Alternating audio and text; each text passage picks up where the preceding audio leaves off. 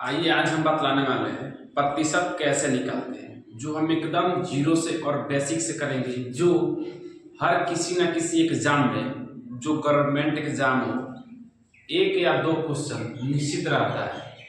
या परसेंटेज से क्वेश्चन हो या प्रॉफिट एंड लॉस, दोनों मतलब आपका चक्रवृद्धि ब्याज हो, सिंपल इंटरेस्ट, कंपाउंड इंटरेस्ट, दोनों का मिसलेनियस क्वेश्चन अगर परसेंटेज कर लिए तो आप profit and loss, compound interest, A to Z मतलब बहुत सारे इससे रिलेटेड आपका चैप्टर होता है, जो आपका कंसेप्ट क्लियर हो जाएगा।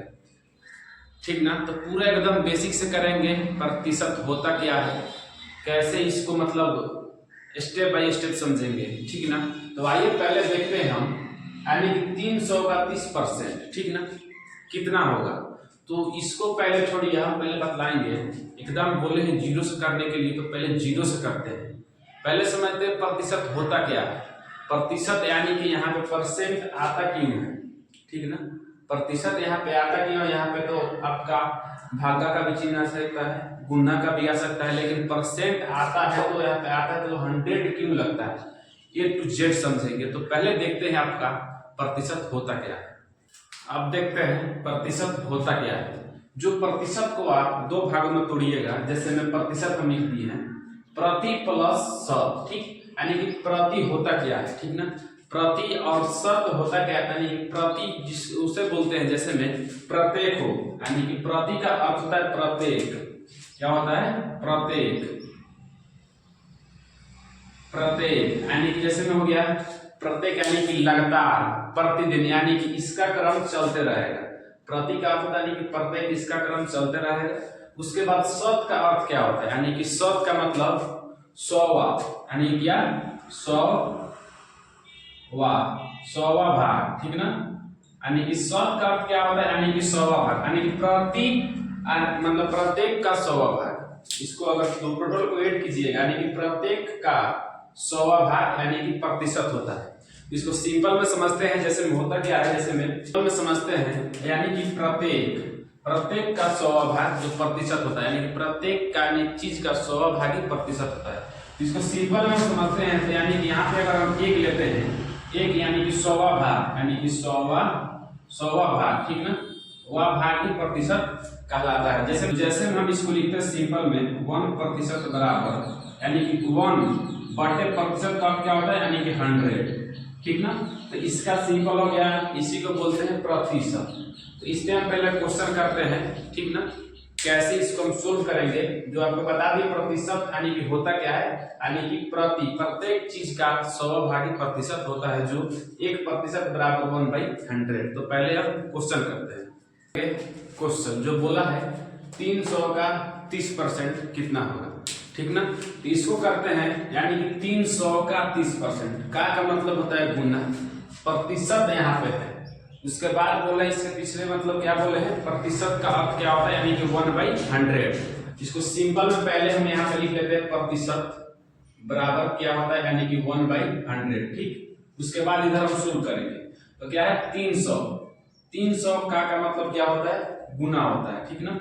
उसके बाद 30% यानी कि 30 मतलब 30 और प्रतिशत के बीच में कोई चीज नहीं है, तो यानी यहाँ पे क्या है गुना है। अगर किसी चीज के बीच में अगर कुछ ना हो, वहां पे क्या होता है गुना होता है, यानी कि 30 और प्रतिशत के बीच में कुछ नहीं है, यहाँ पे गुना का निशान है, ठीक ना। तो यहाँ पे 30, ठीक ना, प्रतिशत यानी कि यहाँ पे गुना का चिन्ह है, और परसेंट के बराबर हम क्या लिखा है, यहाँ पे प्रतिशत के बराबर हम लिखे क्या 1/100।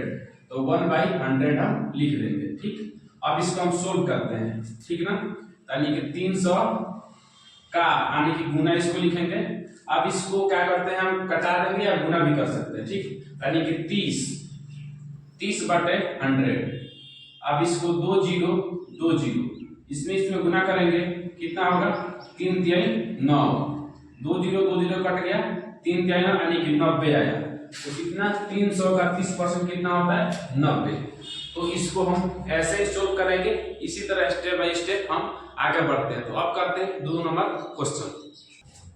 अब करते हैं क्वेश्चन नंबर 2, जो उससे कुछ यानी कि लेवल अलग है। जैसे मैं बोला है 400 का 6 पूर्णांक 2/3%।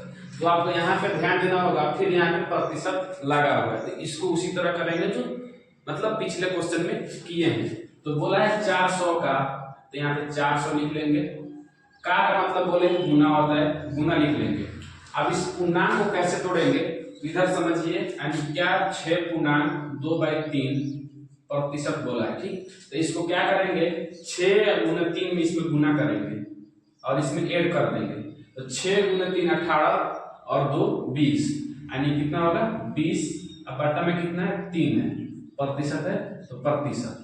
इसके बाद बोले हैं, यानी कि इसको अलग आप देखिए, प्रतिशत का अर्थ क्या बोले हैं कितना, तो 1/100, यानी कि 1/100 बोले प्रतिशत का मतलब होता है।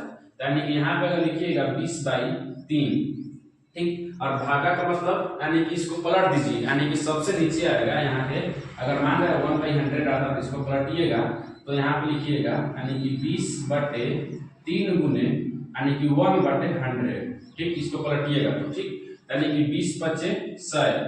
तो यहाँ पे इसको हम सोल्व करते हैं, यानी कि 400 का 6 × 3 = 18 तो 20, 20/3 प्रतिशत यहाँ पे।